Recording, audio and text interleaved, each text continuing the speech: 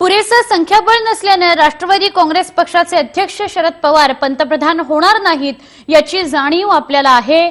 त्यामुळे कार्यकर्त्यांनी यापुढे पंतप्रधान पदाचे दावेदार असा उल्लेख टाळावा अशी स्पष्ट सूचना उपमुख्यमंत्री अजित पवार यांनी पिंपरी चिंचवडमध्ये बोलताना केली आहे।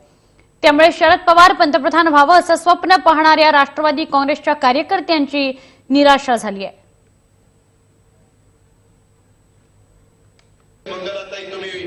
भाषणाच्या ओघामध्ये फार पंतप्रधान करून टाकलं।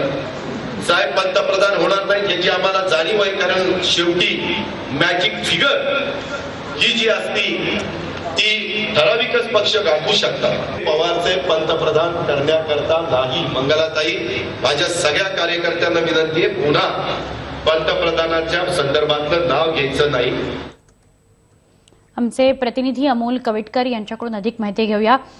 अमोल, कोणता कार्यक्रम होता ज्यामध्ये अजित पवार अशा पद्धतीने बोलले? विषय काय, संदर्भ काय, नेमकं काय बोललेत अजित पवार? सुवर्ण, आपल्या सगळ्यांना ठाऊक आहे की आता निवडणुकांचे पडघम वाजायला सुरुवात झालेली आहे आणि त्याच अनुषंगाने एक मेळावा आयोजित केला होता। त्या मेळाव्यामध्ये काही कार्यकर्त्यांनी उल्लेख केला की देशाचे भावी पंतप्रधान शरद पवार असा उल्लेख केल्यानंतर ज्यावेळेस अजित पवार भाषणासाठी उठले, आपल्याला सगळ्यांना ठाऊक आहे की अजित पवार स्पष्ट वक्तेपणासाठी प्रसिद्ध आहेत। त्यांनी थेट सांगितलं की आपली तेवढी ताकद नाही, आपले शरद पवार जे आहेत ते कधीही पंतप्रधान बनू शकणार नाहीत, कारण जे काही संख्याबळ लागतं ते राष्ट्रवादीकडे नाही। त्यामुळे असा उल्लेख करणं जाणीवपूर्वक टाळावं अशा स्पष्ट सूचना ज्या आहेत त्या राज्याचे उपमुख्यमंत्री अजित पवार यांनी कार्यकर्त्यांना दिलेल्या आहेत। मेळाव्याचं आयोजन केलं होतं आणि हे सगळ्या सूचना केल्यानंतर कार्यकर्त्यांमध्ये काहीशी निराशा होती, कारण प्रत्येक कार्यकर्त्याचं स्वप्न आहे की शरद पवारांना पंतप्रधान करावं, शरद पवारांनी पंतप्रधान व्हावं। मात्र अजित पवारांनी हे स्पष्ट वक्तव्य केलं की यापुढे शरद पवारांचा उल्लेख जो आहे तो पंतप्रधान पदासाठी करू नये म्हणून। नक्की अमोल, मात्र या मधल्या काळामध्ये म्हणजे निवडणुकांना सामोरं जाण्याच्या आधीचा जो हा सगळा कालावधी आहे यामध्ये नक्कीच शरद पवार आणि अजित पवार यांच्यामध्ये या सगळ्या संदर्भात चर्चा झालेली असणार। इतक्या स्पष्टपणे त्यांनी आपल्या कार्यकर्त्यांपर्यंत हा जो संकेत पोहोचवलेला आहे, मेसेज पोहोचवलेला आहे, त्यातून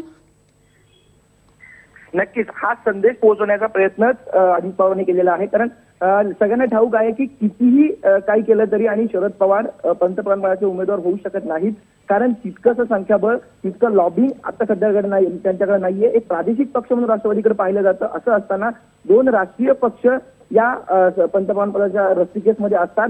असं असताना शरद पवारांना कुठलीही संधी मिळणार नाही हे सगळे कार्यकर्ते जे पदाधिकारी आहेत, वरिष्ठ नेते आहेत राष्ट्रवादीचे, ते सगळे जाणतात। असं असताना कार्यकर्त्यांनी अशा भ्रमात राहू नये की शरद पवार पंतप्रधान होतील। इतकंच नाही तर त्यांचा उल्लेख जो आहे तो जाणीवपूर्वक टाळावा अशा स्पष्ट सूचना आता अजित पवारांनी कार्यकर्त्यांना दिलेल्या आहेत। त्यांनी थेट बोलूनही दाखवलं आहे सगळ्या मेळाव्यामध्ये। नक्की अमोल कविटकर, धन्यवाद आपण या सगळ्याविषयी बोलल्याबद्दल। जयेश वाणी आमचे प्रतिनिधी आपल्या संपर्कात आहेत। जयेश, अजित पवारांनी हे जे काही स्पष्ट संकेत दिलेले आहेत, शरद पवार पंतप्रधान होणार नाहीत, त्यामुळे कुठेतरी कार्यकर्ते नाराज झालेले आहेत। मात्र महत्वाचा मुद्दा हा की या संकेतातून राजकीय वर्तुळामध्ये काय नेमकं पोचवायचंय अजित पवार यांना? सुवर्ण, या सगळ्या वक्तव्याच्या पूर्वीच अगदी आपण 1-1.5 महिन्यापूर्वीचं वक्तव्य स्वतः शरद पवारांचं जर बघितलं तर शरद पवारांनी सुद्धा अत्यंत स्पष्टपणे सांगितलं होतं, आम्हाला आमची शक्ती माहिती आहे, आम्हाला आमची ताकद माहिती आहे, त्यामुळे मी पंतप्रधान होऊ शकत नाही हे मला कल्पना आहे।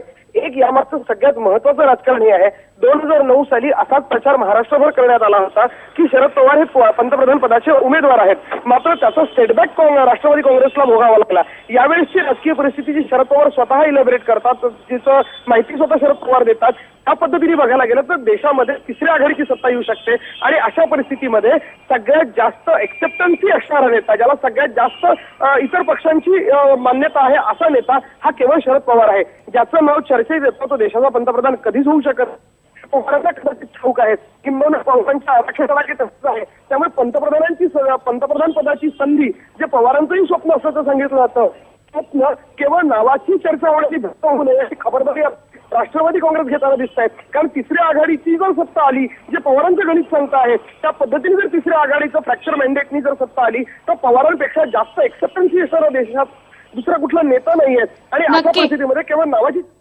जयेश, एकच फक्त प्रश्न, असे संकेत आपल्या कार्यकर्त्यांपर्यंत पोहोचवणं किंवा महत्वाच्या व्यक्तींपर्यंत पोहोचवणं, ज्यांच्यापर्यंत पोहोचणं गरजेचं आहे हा मेसेज, अशी गरज अजित पवारांना किंवा राष्ट्रवादीला का वाटली?